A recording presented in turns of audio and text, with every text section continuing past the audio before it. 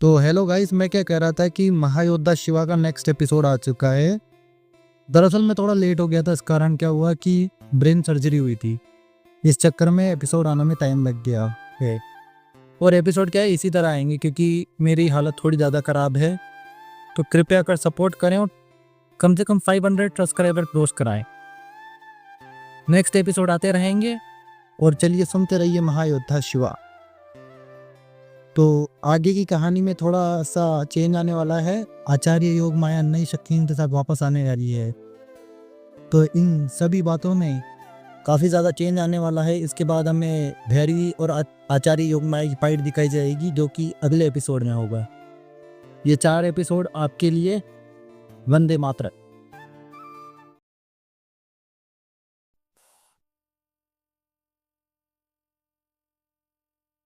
तो आप सुन रहे हैं महायोद्धा शिवा।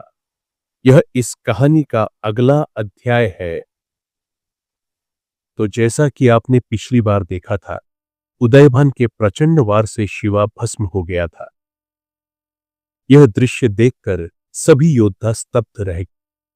रणभूमि में सन्नाटा छा गया। लेकिन एक अजीब बात थी। उदयभान के चेहरे पर कोई विजय की खुशी नहीं थी, बल्कि आश्चर्य था। देवपुत्र रणवीर भी इसी आश्चर्य में डूबा था। तभी सूर्य, जो ऊर्जा को महसूस कर सकता था, चौकन्ना हो जाता है। वह चारों ओर नजरें घुमाते हुए कहता है, यह क्या हो रहा है? मैं शिव की ऊर्जा को महसूस कर सकता हूं। और तभी आकाश में हलचल होती है। सभी की नजरें ऊपर उठती हैं और वहां से शिवा हंसते हुए नीचे आता है। वह आत्मविश्वास से भरा था, मानो कुछ हुआ ही न हो। हंसते हुए वह कहता है, कैसा लगा मेरा मजाक? सूर्य अभी भी पूरी तरह से नहीं समझ पाया था। वह आश्चर्य से पूछता है, अभी जो हुआ उसका क्या मतलब है? तभी शिवा मुस्कुराते हुए रहस्य खोलता है, मैंने ब्रह्ममणि से अपनी छाया बना ली थी और वह केवल एक भ्रामक छाया थी। तो जो भी तुम सबने देखा था वह सिर्फ एक इल्यूजन था। सूर्य गहरी सांस लेते हुए कहता है, शिवा, तुमने सच में डरा दिया था। लेकिन इस खेल से उदयभान क्रोधित हो जाता है। उसकी आंखों में जलती हुई ज्वाला थी। वह गुस्से में गरजते हुए कहता है, बहुत हुआ तुम्हारा हंसी मजाक। वह अपनी पूरी शक्ति से एक जादुई फरसे को शिवा की ओर उछालता है।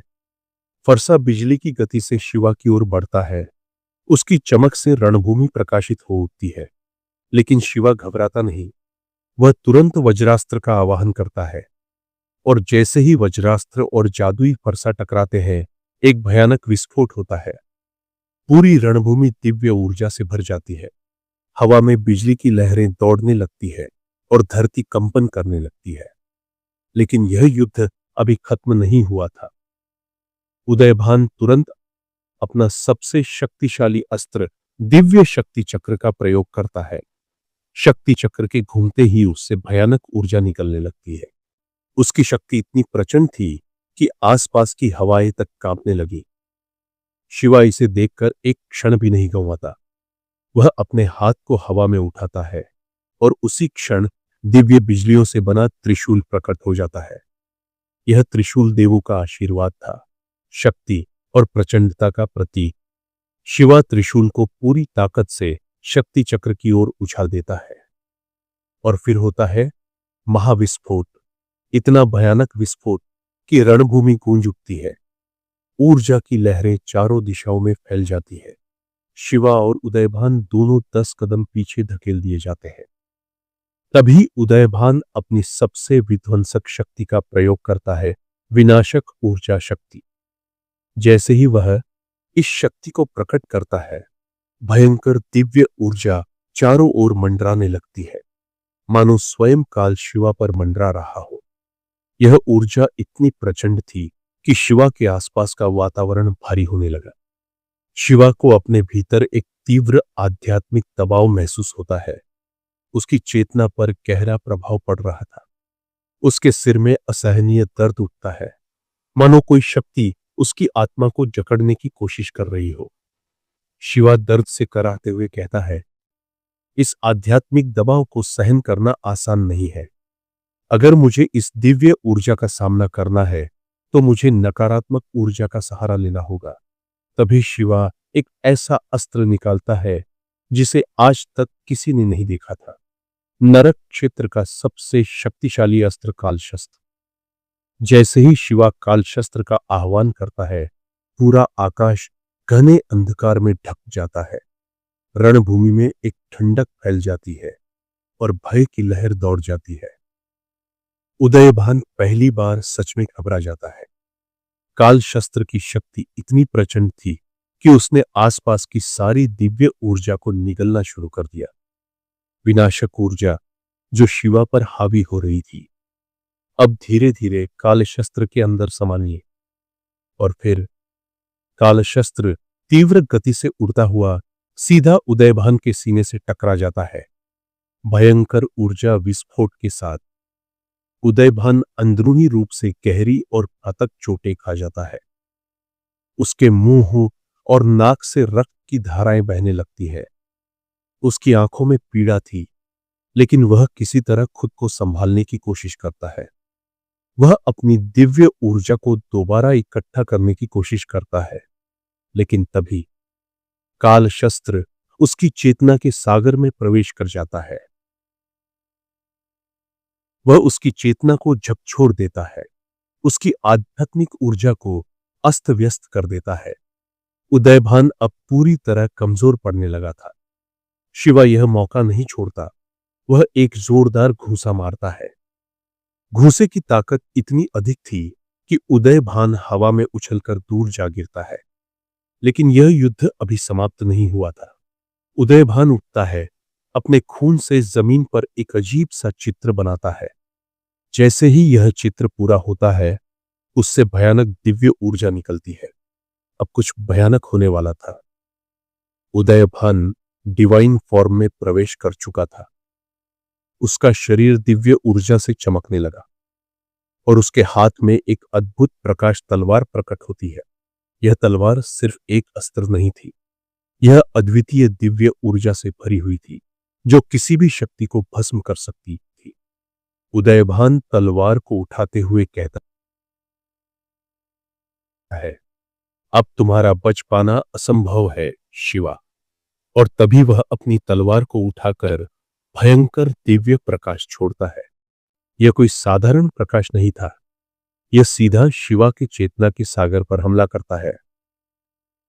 अगर यह हमला शिवा की चेतना को नष्ट कर देता तो शिवा का अस्तित्व ही समाप्त हो जाता। लेकिन तभी शिवा की चेतना पर सम्राट रैन भार्गव की दिव्य छाप प्रकट होती है। यह दिव्य छाप एक अदृश्य सुरक्षा कवच की तरह थी। इसकी वजह से उदयभान के घातक वार का शिवा की चेतना पर कोई असर नहीं होता, लेकिन शिवा का शरीर बुरी तरह जख्मी हो जाता है। उसके घावों से खून बह रहा था, उसकी सांसें भारी हो रही थी, लेकिन उसकी आंखों में अब भी वही अदम्य ज्वाला जल रही थी। तभी शिवा अपने विशाल नाग दैत्य रूप में आता है। उसका आकार विशाल हो चुका था और उसके हाथ में नाग दैत्य की तलवार थी। अब यह लड़ाई सिर्फ अस्त्रों की नहीं, बल्कि महाशक्तियों की होने वाली थी। शिवा और उदयभान के बीच भयंकर युद्ध छिड़ गया। उनके हर वार से इतना तीव्र विस्फोट हो रहा था कि पूरी देवघाटी हिल उठी। जैसे जैसे उनका युद्ध आगे बढ़ा, उनकी ताकतों की टक्कर से पूरी देवघाटी नष्ट हो गई। दोनों एक दूसरे पर लगातार वार कर रहे थे, लेकिन उदयभान अब समझ चुका था कि शिवा को हराना इतना आसान नहीं है। इस बीच सूर्या, देवपुत्र रणवीर और शिवा के सभी साथी आकाश में पहुंच जाते हैं और इस महायुद्ध को देखने लगते हैं। लेकिन कुछ ही देर में यह साफ हो जाता है कि शिवा नाग दैत्य के रूप में होने के बावजूद उदयभान का सामना नहीं कर पा रहा था। युद्ध के दौरान शिवा की हालत खराब हो चुकी थी और फिर उदयभान अपनी प्रकाश की तलवार को उठाता है और शिवा के सीने में घोंप देता है। शिवा तड़प उठता है और अपने वास्तविक रूप में आ जाता है। शिवा लड़खड़ा जाता है और हार मानने वाला नहीं था। अचानक शिवा अपनी काल अग्नि को जलाता है और वह काल अग्नि तीव्र वेग से उड़कर सीधा उदयभान की ओर जाती है। यह अग्नि इतनी भयावह थी कि उसने उदयभान को बुरी तरह से घेर लिया और उसकी दिव्य ऊर्जा को जलाने लगी। उदयभान तड़पने लगा, लेकिन शिवा अब पूरी तरह कमजोर हो चुका था। कमजोरी के कारण शिवा जमीन पर गिर जाता है। सूर्य दौड़कर शिवा के पास आता है, लेकिन तभी कुछ चमत्कारी होता है। शिवा के शरीर को एक दिव्य प्रकाश घेर लेता है और उसके शरीर में बदलाव होने लगता है। तभी एक जबरदस्त दिव्य प्रकाश फूटता है। सूर्य यह देखकर हैरान रह जाता है, क्योंकि शिवा का युद्ध स्तर बढ़ चुका था और वह ईश्वर साधना के प्रथम चरण में पहुंच गया था। अब शिवा अपने डिवाइन फॉर्म को अनलॉक करता है। तभी उसके आसपास पंचमुखी दिव्य नाग लिपट जाता है। यह रूप नाग दैत्य रूप की तरह था, लेकिन इसकी ऊर्जा पूरी तरह से शुद्ध थी। और फिर अचानक वहां से भयानक प्रकाश की किरणें फूटने लगती हैं। ये किरणें इतनी प्रचंड थी कि पूरी रणभूमि एक बार फिर ऊर्जा से भर उठी। शिवा ने नाग दैत्य की तलवार को हवा में उठाया। उसकी आंखों में अद्वितीय दृढ़ संकल्प झलक रहा था। उसकी आवाज गूंज उठी जैसे किसी महान युग का उद्घोष हो। प्राचीन सूर्यवंश की महान तकनीक, मारक सूर्यवंशी तकनीक। जैसे ही ये शब्द शिवा के मुख से निकले, उसकी तलवार सूरज की रोशनी की तरह दमकने लगी। तलवार से निकलने वाली भयंकर ऊर्जा ने पूरे युद्ध क्षेत्र को अपनी चपेट में ले लिया। इसकी ज्वाला चारों दिशाओं में फैल गई और हवा में एक दैवीय रोशनी की किरण बन गई।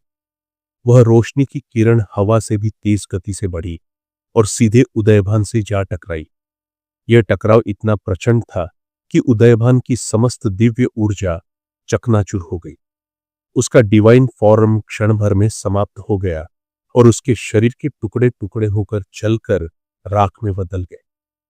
युद्ध क्षेत्र में उपस्थित हर कोई यही सोचने लगा कि उदयभान का अंत हो चुका है, लेकिन तभी उन राख के कणों में हलचल होने लगी। वह उड़ने लगे और अचानक ही उदयभान का शरीर पुनः प्रकट हो गया। उदयभान की रहस्यमयी स्वीकृति, परंतु इस बार उदयभान के चेहरे पर वह घमंड या क्रोध नहीं था जो पहले था। उसने शिवा की ओर देखा और धीमे स्वर में कहा, तुम जीत चुके हो शिवा। शिवा इस अप्रत्याशित प्रतिक्रिया से थोड़ा आश्चर्यचकित हो गया। वह सोच भी नहीं सकता था कि उदयभान, जो अभी तक पूरी ताकत से लड़ रहा था, इतनी आसानी से हार मान लेगा। तभी उदयभान ने आगे कहा, तुम्हारी शक्ति अद्भुत है शिवा। तुम मुझसे एक युद्ध स्तर पीछे हो, फिर भी तुमने मुझे हरा दिया। यह कहकर उदयभान वहां से चला गया, मानो उसे अब कोई युद्ध लड़ने की आवश्यकता ही न रही हो। समय मणि की खोज। शिवा भी अब अपने पुराने स्वरूप में लौट आया, लेकिन इस भीषण युद्ध के कारण उसकी स्थिति गंभीर हो चुकी थी। उसकी सांसें भारी हो रही थीं और शरीर पर गहरे घाव थे।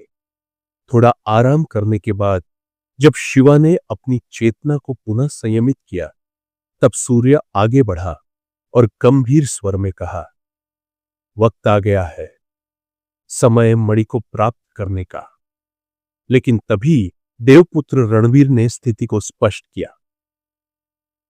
लेकिन उसके साथ एक दिक्कत है, वह मणि किसी भूल भुलैया की तरह है। अगर कोई भी उसे प्राप्त करने की कोशिश करता है तो वह बार बार उसी जगह वापस आ जाता है जहां से उसने मणि को खोजना शुरू किया था। शिवा ने रणवीर की बात सुनी और गहराई से सोचने लगा। यह चुनौती युद्ध से भी कठिन लग रही थी। शिवा और उसके साथी जैसे ही समय मणि को प्राप्त करने के लिए घाटी में प्रवेश करते हैं, उन्हें तुरंत महसूस होता है कि यह कोई साधारण स्थान नहीं है। यह घाटी किसी भूल भुलैया से भी अधिक जटिल थी। जैसे ही वे किसी दिशा में बढ़ते, वे लौटकर उसी स्थान पर वापस आ जाते जहां से उन्होंने यात्रा शुरू की थी। यह सिलसिला लगातार 10 दिनों तक चलता रहा। न कोई रास्ता दिखाई दे रहा था, न ही कोई सुराग। थककर शिवा कहता है, ऐसा क्या करें जिससे हम आसानी से यहां से आगे जा सके। रणवीर गहरी सोच में डूब जाता है और फिर गंभीर स्वर में कहता है, यह जगह कोई साधारण भूल भुलैया नहीं है। यहां जो एक बार फंस जाता है वह यहां से निकल नहीं पाता। शिवा इस चुनौती से जूझने के लिए तुरंत अंतरिक्ष मणि का प्रयोग करता है।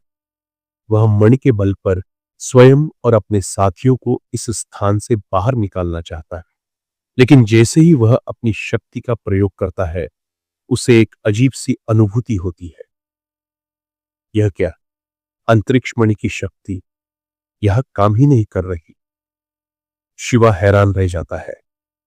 सभी साथी चौंक जाते हैं। यह पहली बार था जब अंतरिक्ष मणि की ऊर्जा किसी स्थान पर निष्क्रिय हो गई थी। तभी बंदर कहता है, इस गुफा में कोई न कोई विशेष चिन्ह जरूर होगा जिससे हमें यहां से निकलने का मार्ग मिल सके। सूर्य तुरंत सहमति में सिर हिलाता है और कहता है, तुमने सही कहा, हमें इस पूरी घाटी की अच्छे से जांच करनी होगी। सभी लोग पूरे ध्यान से घाटी में इधर उधर चिन्ह ढूंढने लगते हैं। कई घंटों की खोजबीन के बाद उन्हें एक प्राचीन चिन्ह दिखाई देता है, लेकिन समस्या यह थी कि यह चिन्ह किसी अजीब पौराणिक देवलिपि में लिखा था जिसे कोई भी समझ नहीं पा रहा था। रणवीर उसे देखकर कहता है, यह तो देवताओं की प्राचीन भाषा है, इसे पढ़ पाना अत्यंत कठिन है। सभी लोग निराश होने लगते हैं, लेकिन तभी सूर्य एक गैजेट निकालता है जो किसी मैग्नीफाइंग ग्लास की तरह दिखता था। वह गैजेट वास्तव में एक भाषा अनुवादक था। सूर्य उसकी सेटिंग को हिंदी भाषा में कर देता है और जैसे ही वह उसे चिन्ह के पास ले जाता है वे अक्षर धीरे धीरे स्पष्ट रूप से हिंदी में अनुवादित हो जाते हैं। जो समय को जीत सके वही इसे पा सकता है, जो अतीत को पहचान सके वही आगे बढ़ सकता है। रणवीर इसे पढ़कर सोच में पड़ जाता है और फिर कहता है, इसका अर्थ यह है कि हमें अतीत के किसी महत्वपूर्ण स्थान को पहचानना होगा जहां से यह यात्रा शुरू हुई थी। सभी लोग ध्यान से सोचते हैं और फिर घाटी के एक प्राचीन स्थल की ओर बढ़ते हैं जहां पहले एक विशाल पत्थर की मूर्ति थी। जैसे ही वे उस मूर्ति को छूते हैं अचानक एक नया मार्ग प्रकट हो जाता है। जहां प्रकाश भी खो जाए वहां रास्ता अंत नहीं, आरंभ होता है। शिवा ध्यान से सोचता है और अपनी मारक सूर्यवंशी तकनीक का उपयोग करता है। उसकी तलवार से निकली प्रकाश की किरणें अंधेरे में छिपे एक मार्ग को उजागर कर देती है। सभी लोग उस मार्ग पर आगे बढ़ते हैं और अंत में एक हरे रंग की मणि को देखते हैं, लेकिन जैसे ही शिवा मणि को छूता है वह अचानक से घाटी के बाहर आ जाता है। वह फिर से भीतर जाता है और पुनः मणि को छूता है, लेकिन परिणाम वही होता है। वह वापस घाटी के बाहर पहुंच जाता है। यह बार बार दोहराया जाता है। सभी साथी थक जाते हैं और निराश हो जाते हैं। तभी सूर्य को एक विचार आता है। वह एक विशेष यंत्र से मणि के चारों ओर की ऊर्जा को जांचता है और चौंकाने वाली सच्चाई का खुलासा करता है। यह कोई साधारण जादू नहीं है, बल्कि इसके चारों ओर एक समय जाल बना हुआ है। रणवीर चौंक कर पूछता है, समय जाल? सूर्य समझाता है, हां, जब भी कोई इस मणि को छूता है तो यह उसे उसी समय वापस भेज देती है जब उसने इसे खोजना शुरू किया था। इसलिए हम बार बार घाटी के बाहर पहुंच जाते हैं। शिवा गंभीरता से कहता है, तो इसका उपाय क्या है? अब इस पहेली का उत्तर खोजना बाकी था। क्या शिवा और उसके साथी समय जाल को तोड़कर समय मणि प्राप्त कर पाएंगे? जानने के लिए सुनते रहिए महायोद्धा शिवा। पिछली घटनाओं के बाद शिवा ने उदयभान को हराकर एक नई चुनौती का सामना किया, समय मणि की खोज। यह कोई साधारण रत्न नहीं था, बल्कि समय और भाग्य को नियंत्रित करने की शक्ति रखता था। परंतु इसे पाना इतना आसान नहीं था, क्योंकि यह एक विशेष समय जाल से घिरा हुआ था।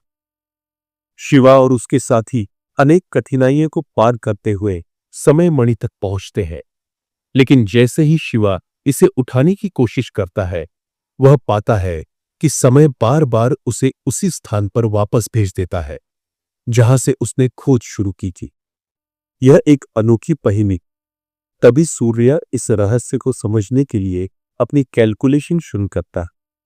कुछ देर के बाद वह शिवा को समझाता है, समय जाल एक अनदेखी तरंगों को प्रणाली पर काम करता है। यदि तुम इसकी तरंगों की दिशा पे कह सकते हो तो से दस। अब शिवा को अपनी दिव्य दृष्टि का उपयोग करना। उसने ध्यान केंद्रित किया और समय की तरंगों को देखते लेकिन उम्मीद कहती इस कौन सी चीज कि उनकी गति को समझना असंभव। यही वह क्षण था जब सूर्य की कैलकुलेशंस का आना। उसने समय तरंगों का एक गणितीय पैटर्न निकाला जिसे समझकर शिवा ने ध्यानपूर्वक अध्ययन किया। कई प्रयासों और गहन विश्लेषण के बाद शिवा ने उस क्षण को पहचान लिया जब समय तरंगें विपरीत दिशा में जाती थी।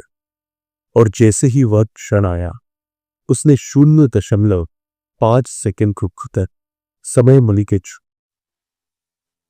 जैसे शिवा ने समय मणि के छुआ, पूरा वातावरण गहरे हरे रंग के प्रकाश से मणि ने शिवा को पहचानने की कोशिश। क्या वह सच? कुछ क्षणों की ऊर्जा स्पंदन के बाद समय मणि को यकीन हो गया कि शिवा इस योग्य है। अचानक मणि शिवा के चेतना के सागर में समा। मणि के अंदर जाते ही शिवा के चेतना के सागर में जटिल समय गणनाएं चलने लगी। यह इतना तीव्र था कि शिवा का सिर दर्द से फटने लगा, लेकिन साथ ही उसे अद्भुत नॉलेज और समझ भी था। अब वह समय चक्र और इसकी गूढ़ तकनीकों को बेहतर समझ सकता था। समय मणि प्राप्त करने के बाद शिवा और उसके साथी कुछ दिनों तक देवपुत्र रणवीर के महल में विश्राम करते हैं। इसके बाद सूर्य अपनी स्पेसशिप निकालता है और सभी उसमें बैठकर अगली यात्रा के लिए निकलते हैं। जैसे ही स्पेसशिप उड़ान भरता है वह देव ब्रह्मांड को पार कर एक नए ब्रह्मांड की ओर निकल पड़ता है। तभी सीन शिफ्ट होता है और हमें नरक क्षेत्र को दिखाया जाता है जहां काल शिवा नरक क्षेत्र में लौट आया था। तभी उसे वहां काफी सारे योद्धा दिखाई देते हैं। तभी नागराज तक्षक उसे देखकर कहता है, ओह, तो तुम आ गए। तुम्हें पाप पुंज प्राप्त हो चुका है और तुम काफी शक्तिशाली भी हो चुके हो, लेकिन इसका मतलब यह नहीं है कि तुम यहां तबाही मचाओ। काल शिवा उसकी बात को सुनता पर उसे इग्नोर कर देता। तभी वहां नरक क्षेत्र की महारानी खुशी मेहरा आती है और अपने सिंहासन पर बैठ जाती है। तभी वह काल शिवा की ओर देखकर कहती है, तुम्हारा पहला लक्ष्य पूरा हुआ। अब तुम्हें अपने इस पाप पुंज के भीतर दुनिया भर की नकारात्मक ऊर्जा को समाहित करना है। जिस पर काल शिवा कहता है, मुझे शिवा से बदला लेना है। जिस पर खुशी मेहरा कहती है, अब यह मुमकिन नहीं है क्योंकि शिवा की रक्षा सम्राट रैन भार्गव और भगवान शेषनाग कर रहे हैं।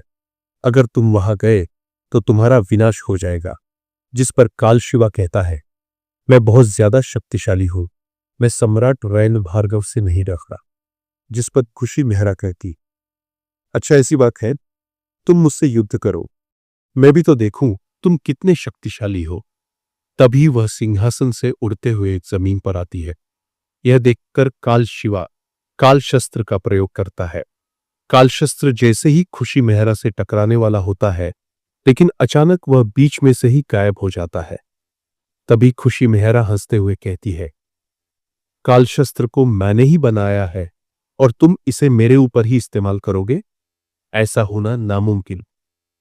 यह देखकर काल शिवा अपनी काली ऊर्जा से खुशी मेहरा पर हमला करता है, लेकिन खुशी मेहरा उसकी समस्त काली ऊर्जा को अपने अंदर समाहित कर लेती है।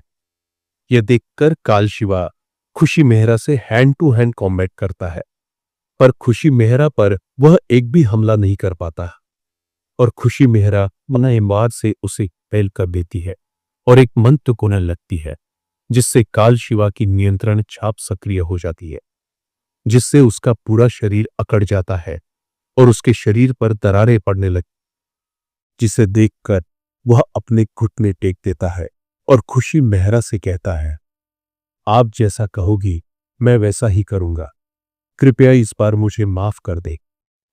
यह सुनकर खुशी मेहरा उसे छोड़ देती है और कहती है, अगली बार ऐसा करने की कोशिश की तो मैं तुम्हारा अस्तित्व मिटा दूंगी। और अब सुनो, तुम्हें जाकर ढेर सारी नकारात्मक ऊर्जा इकट्ठी करनी है और तुम्हारी सजा यह है कि जब तक मैं न बुलाऊं, न तो तुम नरक क्षेत्र आ सकते हो और न ही पृथ्वी पर हमला कर सकते हो। अगर ऐसा करने की कोशिश की तो तुम नहीं बचोगे। मेरी बात को अच्छी तरह ही आता है। काल शिवा कहता, जैसी आपकी आज्ञा महाराज। और वह वहां से चला जाता है। तभी खुशी मेहरा कहती है, मुझे इसके ऊपर अपनी दृष्टि बनाए रखनी हो। यह कभी भी कुछ भी कर सकता है। तभी सीन शिफ्ट होता है और हमें शिवा को दिखाया जाता है, जो गहरी नींद में स्पेसशिप में सो रहा होता है, जिसे देखकर सूर्या कहता है, लगता है शिवा काफी खिंच चुका है। जिस पर विजया कहती है, आपने बिल्कुल सही कहा। शिवा और उसके साथी अपने स्पेसशिप से चक्र ब्रह्मांड में प्रवेश करते। यह ब्रह्मांड अपनी चक्र ऊर्जा शक्ति के लिए प्रसिद्ध, जो बहुत अधिक शक्तिशाली होती। सूर्य बताता है कि वे शक्ति मणि प्राप्त करने जा रहे हैं।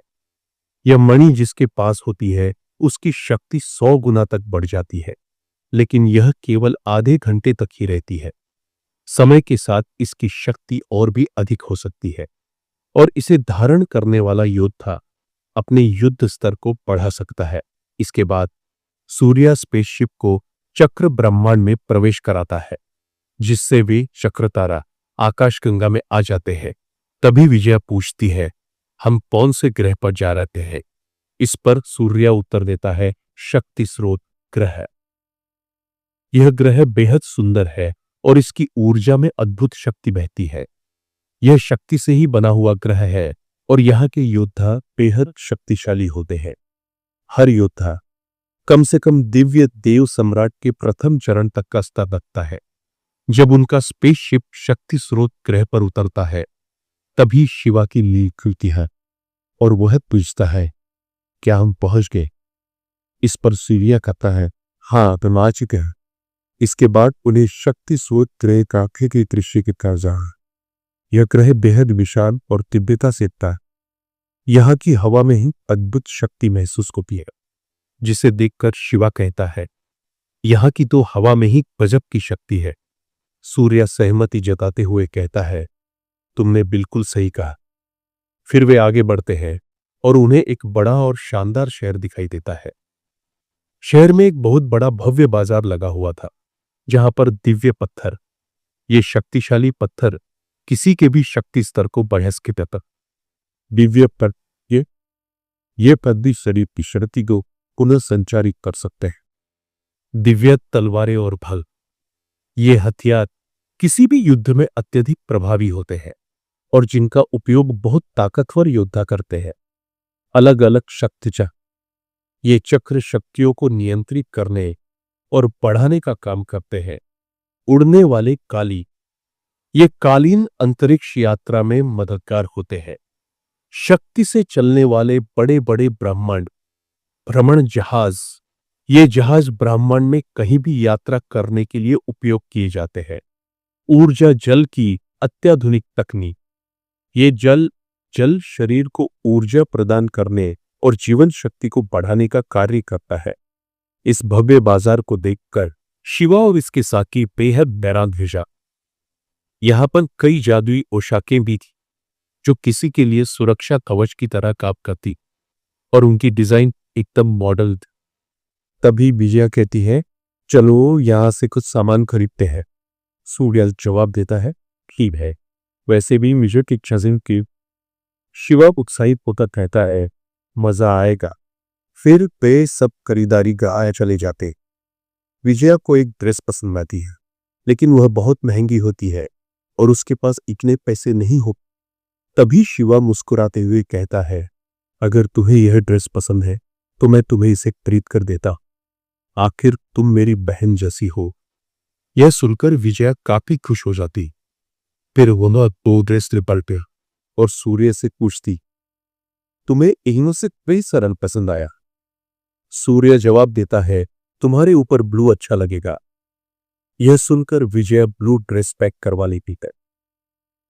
इसके बाद शिवा, भैरवी और मीनाक्षी के लिए एक जादुई ड्रेस खरीदता, लिटिल जोया के लिए एक सुंदर सी कैप खरीदता है। फिर वे और भी बहुत सारा सामान खरीदते हैं। सबसे अधिक गिफ्ट सूर्या लेता है। विजया पूछती हो, तुम इतना सामान किसके लिए ले रहे हो?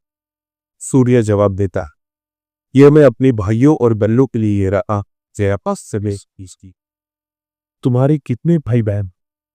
सूर्या जवाब देता है, 4। यह सुनकर शिवा चौंक जाता है और कहता है, मैंने तो तुम्हारे और शिवम के अलावा किसी को नहीं देखा। सूर्या कहता है, वे सब अपने अपने काम में व्यस्त रहते हैं। वैसे जब हम पृथ्वी पर वापस जाएंगे तो तुम उनसे मिल सकते हो।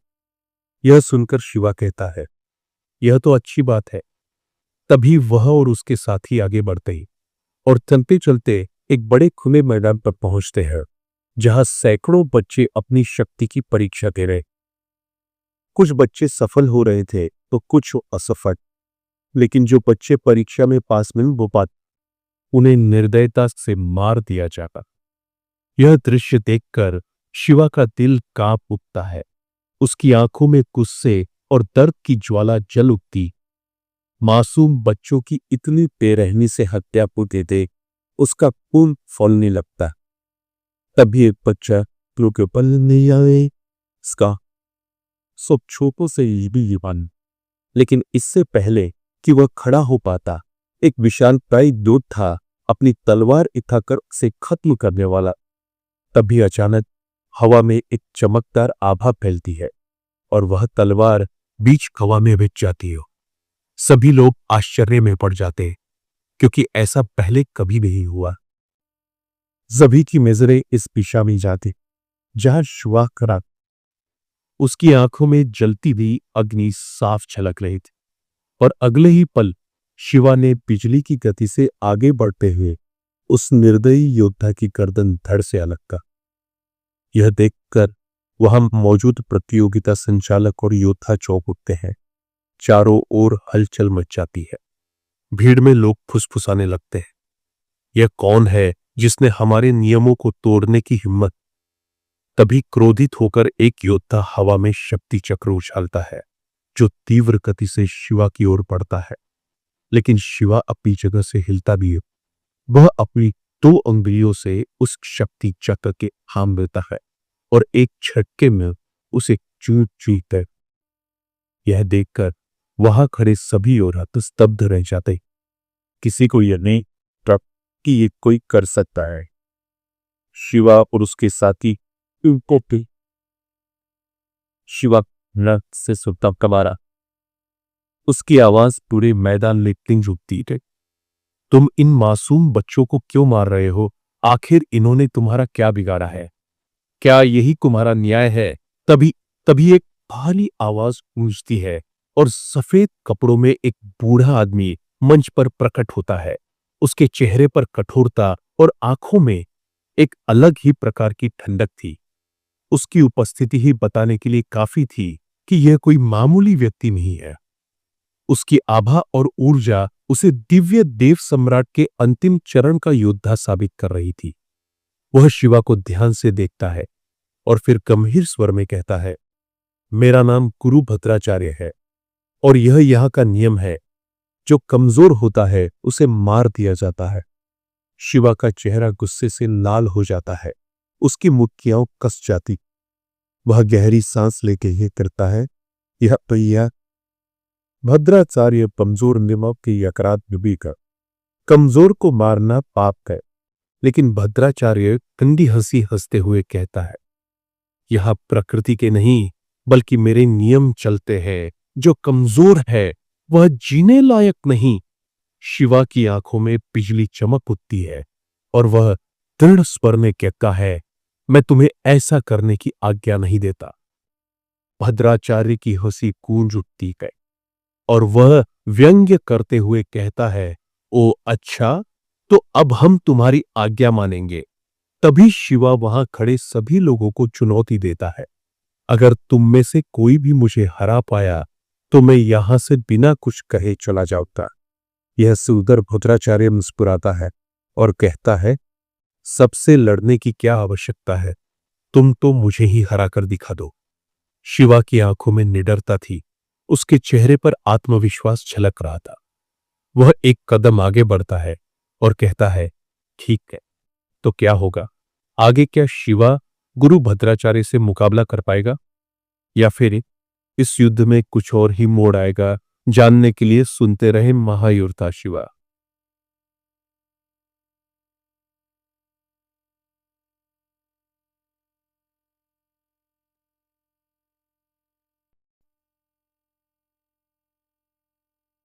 जैसा कि आपने पिछली बार सुना था, शिवा और उसके साथी ऊर्जा स्रोत ग्रह पर पहुंच चुके थे।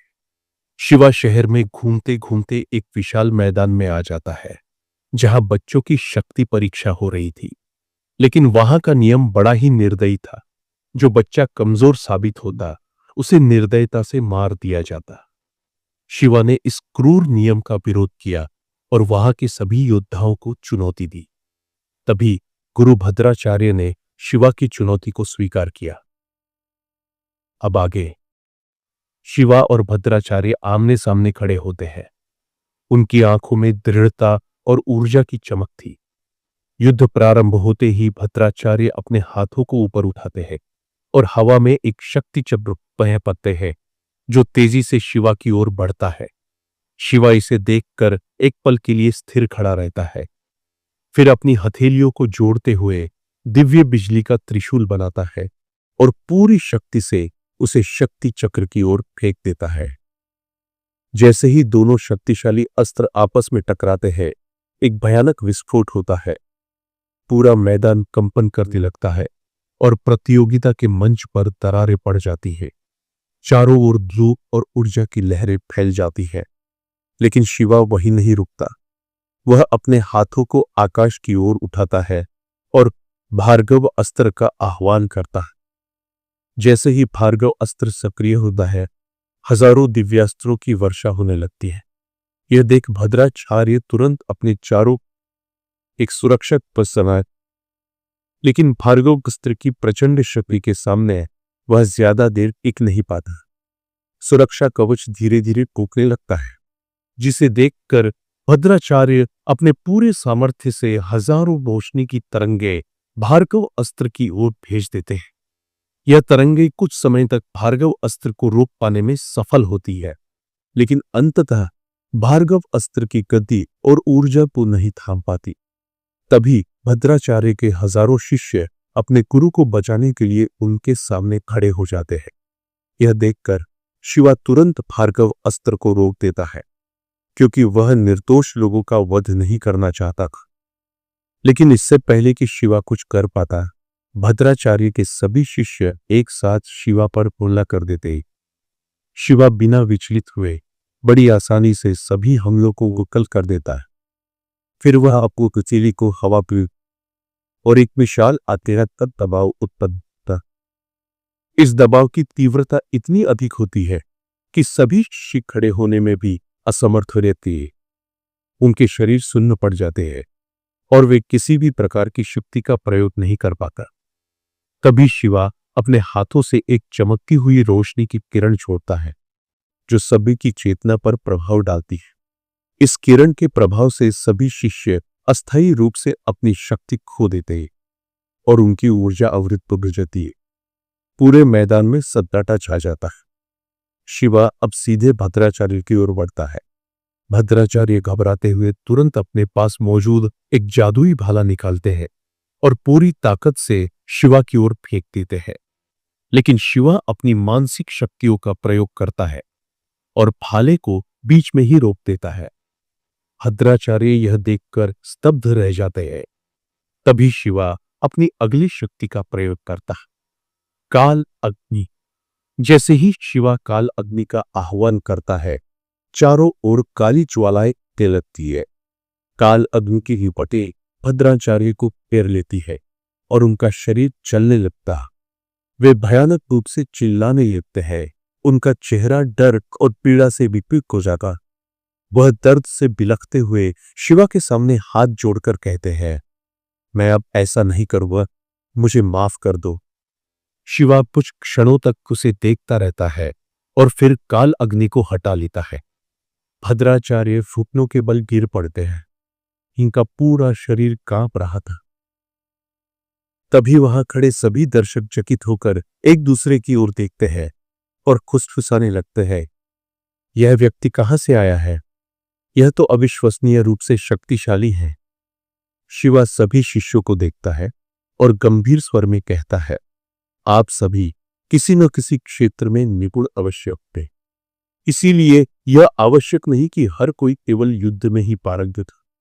यदि सभी केवल योद्धा ही बन जाएंगे तो शिक्षा, चिकित्सा और अन्य महत्वपूर्ण कार्यों को कौन सुनेंगे? यह सुनकर भीड़ में से एक व्यक्ति उठता है और कहता है, लेकिन शक्तिशाली होना भी तो आवश्यक है।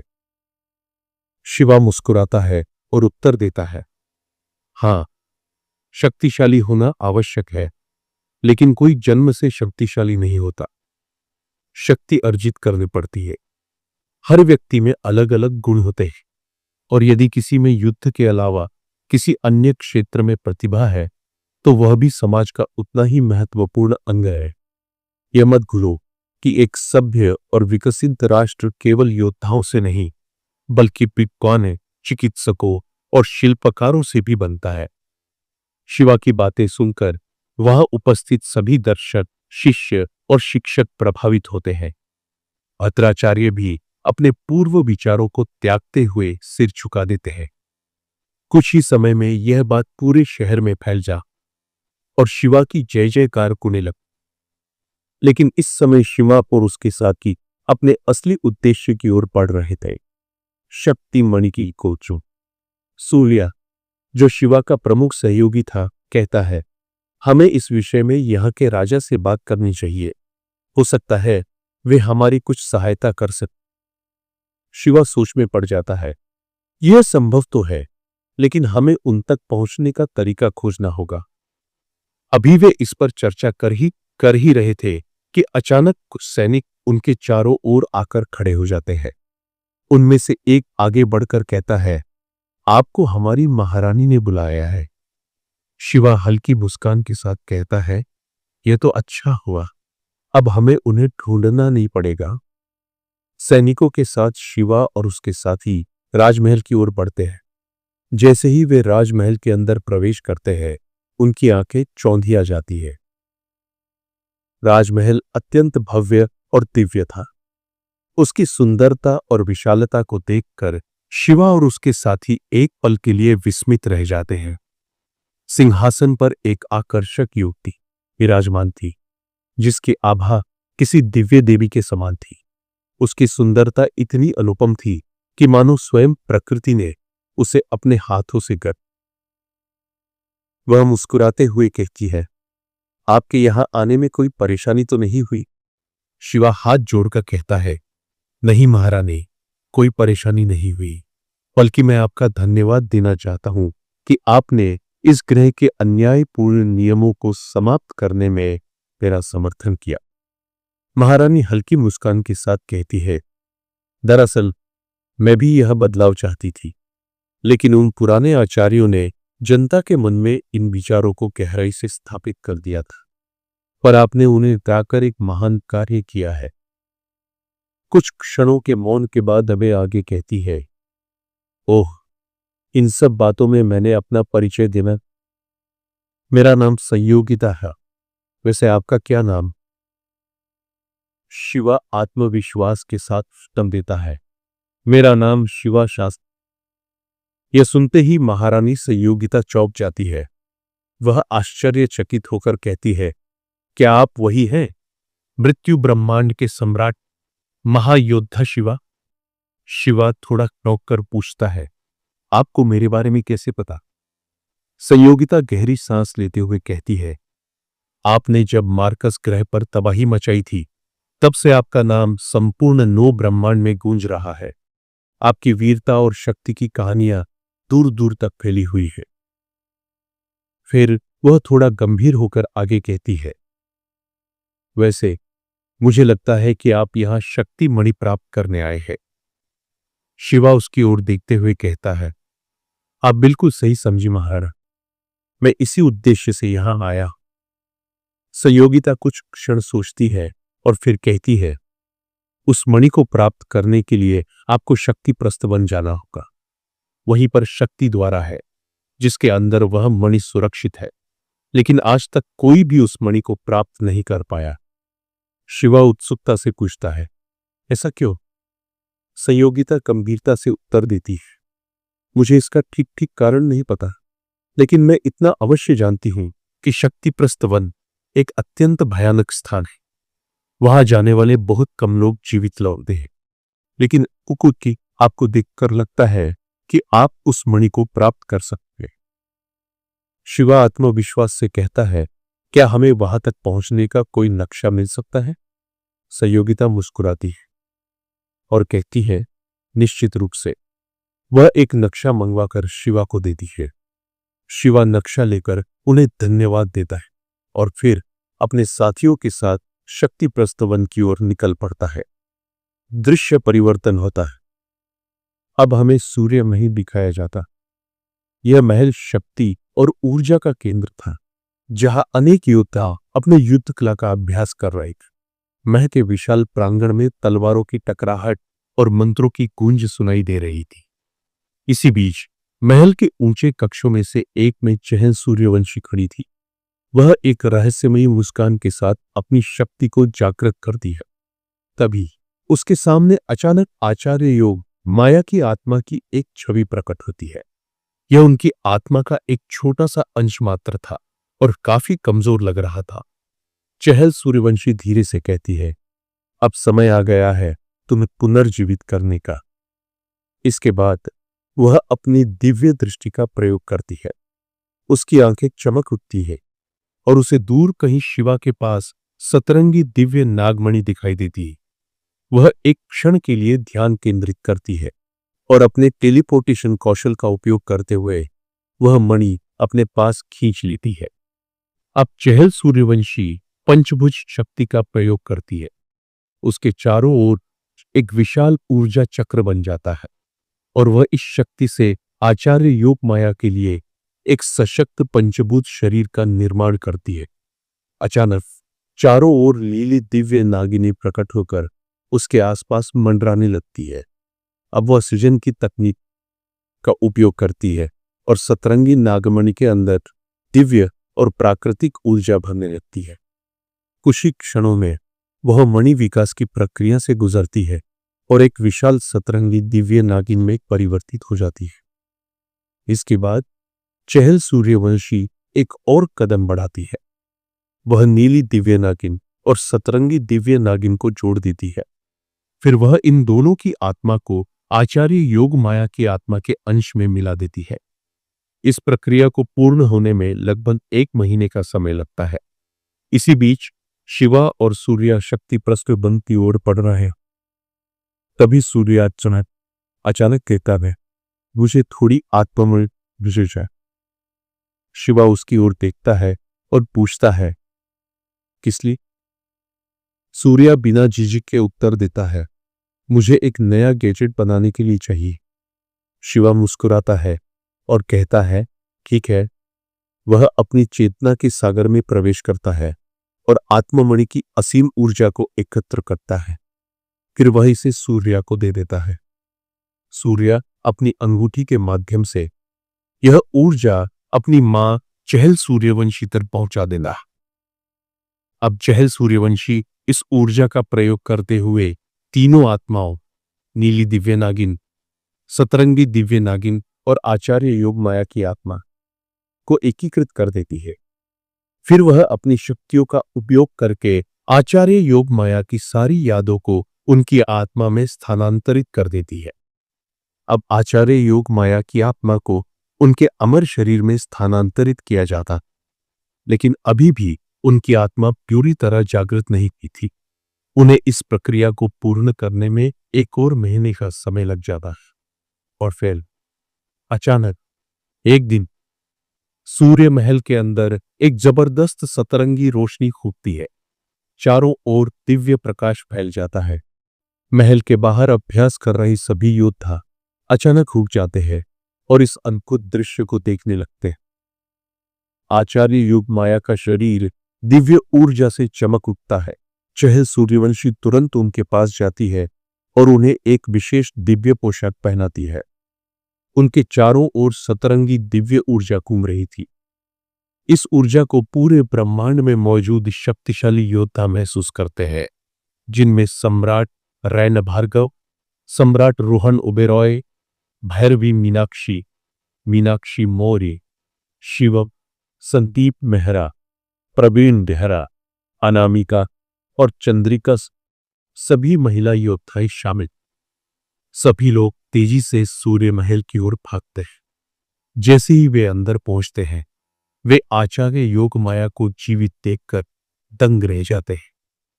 सम्राट रैन भार्गव आश्चर्यचकित होकर कहते हैं, यह सब कैसे संभव हुआ? चहल सूर्यवंशी आगे बढ़ती है और उन्हें शुरू से लेकर अंत तक की पूरी कहानी सुनाती है। जब आचार्य योग माया ने मृत्यु कुंड में कूदकर आत्महत्या करने की कोशिश की, तभी मैंने उन पर दिव्य अस्त्र से वार किया और उनकी आत्मा के एक छोटे से अंश को उनके शरीर से अलग कर लिया। मैंने उनकी सारी यादें भी संचित कर ली और तब से सही समय की प्रतीक्षा कर दी। जब उनकी आत्मा नष्ट होने ही वाली थी, तब मैंने इसे बचा लिया। मैंने पहले से ही शिवा के पूरे सफर पर अपनी दिव्य दृष्टि रखी हुई थी और मुझे पता था कि उसके पास सतरंगी दिव्य नागमणि है, लेकिन तब वह पूरी तरह विकसित नहीं हुई थी, इसलिए मैंने इंतजार किया। और जब मुझे पता चला कि मणि पूरी तरह विकसित हो चुकी है, तो मैंने इसे शिवा की जेब से टेलीपोर्ट कर लिया। यह सुनकर रोहन ओबेरॉय हंसते हुए कहता है, तो इसका मतलब तुमने शिवा से चोरी की? इतना सुनते ही सभी लोग हंसने लगते हैं। इसी बीच मीनाक्षी और अन्य महिला योद्धाएं आगे बढ़कर आचार्य योग माया को गले लगाती है। उनका पुनर्जन्म देखकर सभी लोग बेहद खुश होते हैं। अब सबसे बड़ा सवाल यह था, जब शिवा को आचार्य योग माया के जीवित होने की खबर मिलेगी तो उसकी क्या प्रतिक्रिया होगी? और दूसरी ओर क्या शिवा शक्ति प्रस्तवन में शक्तिमणि को प्राप्त कर पाएगा?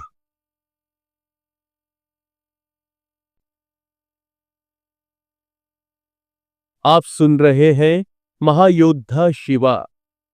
यह इस कहानी का अगला अध्याय है। जैसा कि आपने पिछली बार देखा था, आचार्य योग माया पुनः जीवित हो गई थी।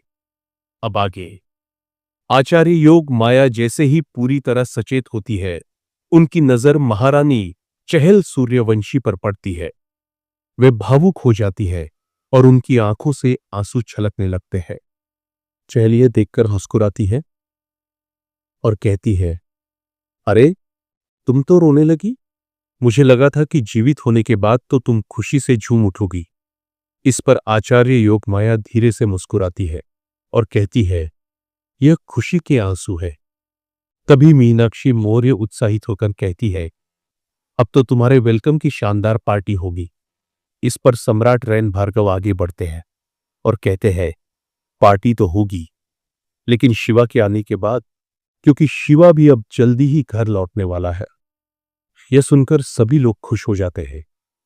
अब आचार्य योग माया उत्सुकता से पूछती है, शिवा इस वक्त कहाँ है? चहल सूर्यवंशी उत्तर देती है, शिवा इस समय चक्र ब्रह्मांड के शक्ति स्रोत ग्रह पर है और वह शक्ति प्रस्थ वन की ओर बढ़ रहा है।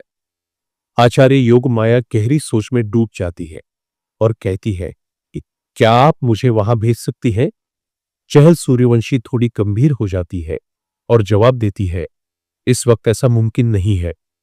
आचार्य योग माया सिर हिलाती है और कहती है, ठीक है। दृश्य परिवर्तन अब हमें शिवा और उसकी टीम को दिखाया जाता है। वे शक्ति प्रस्थ वन की ओर बढ़ रहे थे, लेकिन कुछ परेशान भी नजर आ रही है।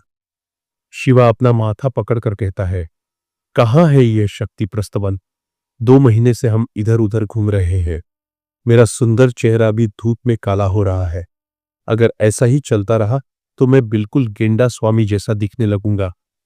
यह सुनकर पूरी टीम हंसने लगती है।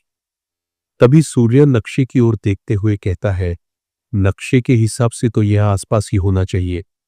विजया थोड़ा परेशान होकर कहती है, सच में यहां काफी गर्मी है और धूप भी बहुत तेज लग रही है। सूर्य लंबी सांस लेते हुए कहता है, अच्छा होगा कि हमें जल्दी से जंगल का रास्ता मिल जाए। वह कुछ दूर और चलते हैं। अचानक उन्हें एक विशाल चट्टान नजर आती है।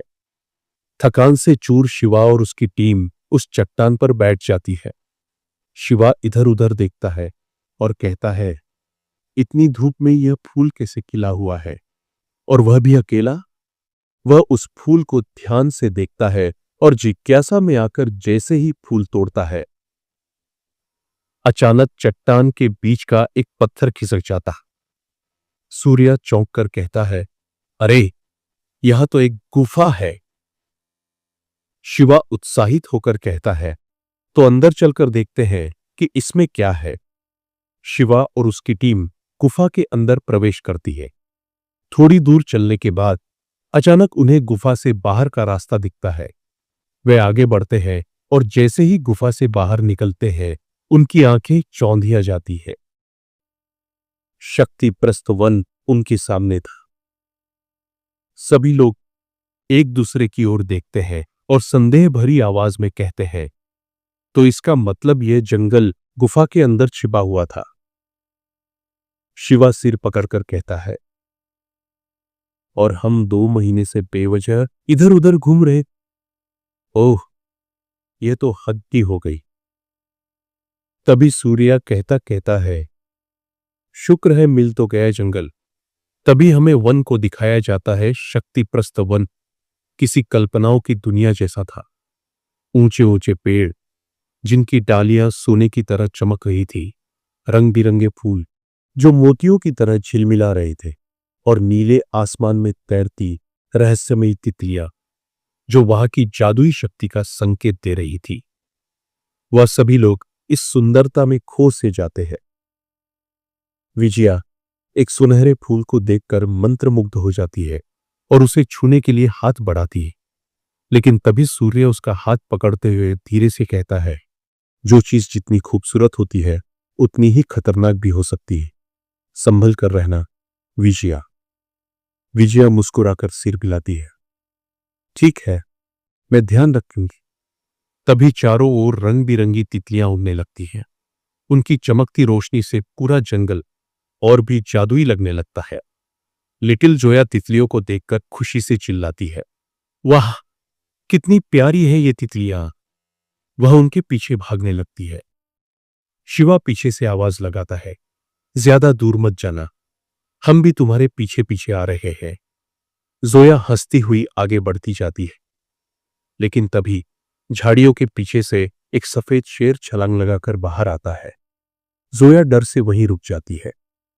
शेर की आंखें अंगारों की तरह चमक रही थी और वह धीरे धीरे जोया की ओर बढ़ रहा था। शिवा तुरंत आगे बढ़ता है, लेकिन शेर एक गर्जना करता है और जंगल के राक्षसी पेड़ जाग जाते हैं। हजारों जादुई बेलें अचानक उठकर शिवा और उसकी टीम को जकड़ लेती है। अब शेर जोया पर हमला करने ही वाला था, लेकिन जोया ने हार नहीं मानी। उसने जल्दी से भगवान श्री कृष्ण की बांसुरी निकाला और बजानी।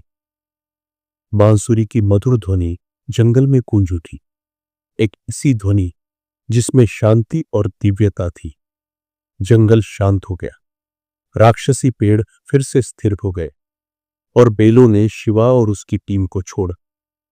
वह शेर जो कुछ पल पहले भयंकर शिकारी लग रहा था, अब शांत हो गया था। शेर ने आंखें बंद कर ली, बांसुरी की धुन को महसूस किया और फिर हल्के से मुस्कुराया। कितनी मधुर ध्वनि है, शेर ने कहा। यह बच्ची सच में अद्भुत बांसुरी बजाती है।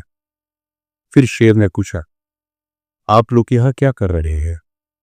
बंदर जल्दी से बोला, हम सब शक्ति स्तंभ को ढूंढ रहे हैं। क्या आपको पता है वह कहां है? शेर ने सिर हिलाते हुए कहा, हाँ, मैं आपको वहां तक ले चलता हूं। लिटिल जोया खुशी खुशी शेर की पीठ पर चढ़ गई। 2 दिन बाद सभी लोग शक्ति स्तंभ के पास पहुंच जाते हैं। वे शेर का धन्यवाद करते हैं। लिटिल जोया शेर के पास जाती है और अपनी जेब से एक छोटी सी कैंडी निकालकर उसे देती। यह तुम्हारे लिए इनाम है। शेर कुछ पल उसे देखता है, फिर मुस्कुराकर कैंडी के अपने मुंह हुआ में रख लेता है।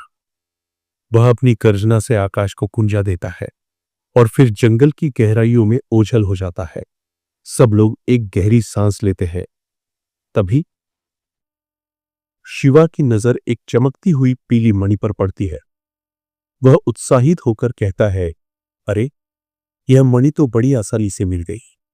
लेकिन तभी आसमान से एक गूंजती हुई आवाज आती है, मणि को प्राप्त करने के लिए तुम्हें मणि को युद्ध में हराना होगा। सभी लोग चौंक जाते हैं। तभी वह मणि अचानक एक योद्धा में बदल जाती है। उस योद्धा ने पीले रंग का बैटल सूट पहन रखा था। उसकी आंखों में एक पूर्ण चमक थी, जैसे वह सिर्फ युद्ध और विजय के लिए ही बना। शिवा उसे गौर से देखता है और फिर मुस्कुराकर कहता है, क्या मणि को पाने के लिए मणि से ही लड़ना होगा? जैसे ही दोनों एक दूसरे की ओर बढ़ते हैं, हवा में एक अजीब सी ऊर्जा का संचार होने लगता है। शिवा ने अपनी मुट्ठियां कसी और मणि योद्धा भी अपने पैरों को जमीन पर जमाकर तैयार हो गया। जैसे ही दोनों आमने सामने आए, उनके बीच एक जबरदस्त हैंड टू हैंड कॉम्बैट शुरू हो गया। घूंसे, लात, ब्लॉक्स, डॉज, हर वार पर शिवा को एहसास हो रहा था कि यह मणि योद्धा साधारण नहीं है। इसके युद्ध कौशल को देखकर लगता है जैसे यह लाखों सालों से युद्ध कर रहा हो। शिवा बुदबुदाया। लड़ाई काफी देर तक चली, लेकिन कोई भी एक दूसरे पर प्रभावी वार नहीं कर पा रहा था। तभी दिव्य बिजलियों का त्रिशूल शिवा ने पूरी ताकत से मणि योद्धा पर फेंका। मणि योद्धा ने अपनी शक्ति से एक ढाल बना ली। जैसे ही त्रिशूल उस ढाल से टकराया, चारों तरफ एक भयानक विस्फोट हुआ। धमाके से पूरी धरती हिल गई। लेकिन मणि योद्धा को एक खरोच तक नहीं आई। मणि योद्धा अब वह पलटवार करने वाला था। उसने अपनी शक्ति से एक दिव्य तलवार बनाई और शिवा की ओर उछाल दी। शिवा ने तुरंत भार्गव अस्त्र का आह्वान किया। आसमान में हजारों दिव्यास्त्र चमक उठे और मणि योद्धा पर बरसने लगे। मणि योद्धा ने खुद को सुरक्षा कवच से घेर लिया, लेकिन भार्गव अस्त्र की तेज मार से कवच पर लगातार दबाव पड़ रहा था। पर इस युद्ध के बीच शक्तिप्रस्त वन तबाह हो रहा था। पेड़ जल रहे थे, नदियां सूख रही थी और मासूम जीव खतरे में थे। तभी मणि योद्धा गरजता है, शिवा, हमारी लड़ाई में यह जंगल नष्ट नहीं होना चाहिए। यहां मासूम जीव रहते हैं। शिवा ने चारों तरफ देखा और उसे अपनी गलती का एहसास हुआ। मुझे माफ कर दो, उसने कहा और तुरंत भार्गव अस्त्र को वापस ले लिया। मणि योद्धा ने भी अपना सुरक्षा कवच हटा लिया, पर यह युद्ध अभी खत्म नहीं हुआ था। अब मणि योद्धा ने अपनी शक्ति से एक विशाल पीली हथेली ली, जो शिवा की ओर बिजली की गति से बढ़ रही थी। शिवा ने अपनी आंखें बंद की। उसके भीतर एक गहरी शक्ति जग। सहस्त्र नंदी तकनीक। शिवा गर्जा। उसके हाथ में नीली दिव्य ऊर्जा जल उठी। उसके पीछे हजारों बेलों की छवि उभर आई और जैसे ही शिवा का मुक्का उस विशाल हथेली से टकराया, पूरा आकाश गूंज उठा। हथेली चकनाचूर हो गई और उसकी शक्ति चारों ओर बिखर गई। पर तभी मणि योद्धा ने एक नया रूप धारण कर लिया। वह अब एक भयानक 5 सिर वाले ड्रैगन में बदल गया। हर सिर से अलग अलग विनाशकारी शक्तियां निकल रही थी। एक सिर से जल की विशाल लहरें, दूसरे से धधकती हुई अग्नि, तीसरे से आंधी जैसी तेज हवाएं, चौथे से चट्टानों की बौछार और 5वें से भयंकर बिजली के झटके। शिवा पर हर दिशा से हमले हो रहे थे। वह अपनी पूरी ताकत लगाकर बचाव कर रहा था, पर अब वह मुश्किल में था। तभी बंदर ने उस पांच सिर वाले ड्रैगन को देखा और खुद भी 5 सिर वाले ड्रैगन में बदल गया। बंदर ने शिवा से कहा, मेरी पीठ पर बैठा। शिवा तुरंत उसके ऊपर कूद गया। अब दो विशालकाय 5 सिर वाले ड्रैगन आमने सामने थे। शिवा ने आंखें बंद की और उसकी आत्मा में भगवान महादेव की दी गई 3 दिव्य बाणों की शक्ति जाग उठी। उसने धीरे से कहा, अब समय आ गया है इन 3 दिव्य बाणों का प्रयोग करने का। अब समय आ गया था अंतिम युद्ध के निर्णय का। शिवा ने अपना पहला दिव्य बाण चलाया। बाण से निकली तेजस्वी ऊर्जा सीधी 5 सिर वाले ड्रैगन से टकराए। खड़ाम! ड्रैगन के 5 सिर चकनाचूर हो गए। पूरी धरती गूंज उठी और वह दैत्याकार जीव दहाड़ता हुआ गिर पड़ा। पर यह अंत नहीं था। शिवा ने दूसरा बाण चलाया। जैसे ही यह बाण ड्रैगन के विशाल शरीर से टकराया, एक दिव्य प्रकाश फैला और देखते ही देखते ड्रैगन वापस मणि योद्धा में बदल गया। पर अब मणि योद्धा ने भी अपनी पूरी शक्ति लगा दी। उसने अपने दोनों हाथों को आकाश की ओर उठाया और एक महान शक्ति चक्र का निर्माण किया। वह शक्ति चक्र सूर्य जितना विशाल था और उसकी ऊर्जा से पूरा जंगल कंपित हो रहा था। अब देखो मेरी अंतिम शक्ति, मणि योद्धा गर्जा। शिवा को एहसास हुआ कि अब समय आ गया है तीसरे बाण के प्रयोग का। शिवा ने तीसरा दिव्य बाण चलाया। जैसे ही तीसरा बाण और शक्ति चक्र आपस में टकराए, पूरा ब्रह्मांड गूंज उठा। चारों दिशाओं में सुनहरी रोशनी फैल गई और फिर एक भयानक विस्फोट हुआ, इतना बड़ा कि पूरी धरती कंपा उठा। लेकिन अचानक कुछ अप्रत्याशित हुआ। मणि योद्धा ने अपनी संपूर्ण शक्ति से एक दिव्य सुरक्षा कवच बना दिया, जिससे यह महाविनाशकारी विस्फोट जंगल को कोई नुकसान नहीं पहुंचा। पर तीसरा बाण मणि योद्धा को भेद गया और देखते ही देखते मणि योद्धा फिर से शक्ति मणि में बदल गए। अब वह शिवा के सामने तैर रही थी। तुम्हारी जीत हुई शिवा। यह कहते हुए मणि ने शिवा को स्कैन किया। क्या वह सच में कृष्णवंशी है? मणि ने अपनी दिव्य दृष्टि से सत्य की पुष्टि, और जैसे ही सत्य प्रमाणित हुआ, वह शक्ति मणि शिवा की चेतना के सागर में समा गई। शिवा ने अपने भीतर अद्भुत शक्ति का संचार महसूस किया। वह पहले से कहीं ज्यादा मजबूत और दिव्य हो गया था। पर तभी कुछ अजीब हुआ। जंगल की दिव्य ऊर्जा समाप्त होने लगी। सभी सुंदर पेड़ पौधे मुरझाने लगे। जानवर भयभीत होकर इधर उधर भाग गए। ऐसा लग रहा था जैसे जंगल का जीवन समाप्त हो रहा। शिवा चिंतित हो गया। क्या यह जंगल मेरी वजह से खत्म हो जाएगा? तभी उसके चेतना के सागर में एक दिव्य आवाज गूंजती है। शिवा, मेरी कुछ ऊर्जा को यहीं छोड़ दो। यह शक्तिमणि की आवाज थी। शिवा ने गहरी सांस ली और शक्तिमणि की कुछ ऊर्जा जंगल में प्रवाहित कर दी। और फिर चमत्कार हो गया। जंगल फिर से हरा भरा हो गया। पेड़ फिर से लहलहाने लगे। जानवरों में फिर से जीवन लौट आया। हर तरफ दिव्यता की अनुभूति होने लगी। शिवा ने संतोष की सांस ली, पर यह केवल यात्रा की शुरुआत थी। अब आगे क्या होगा? कौन सी नई चुनौती शिवा का इंतजार कर रही है?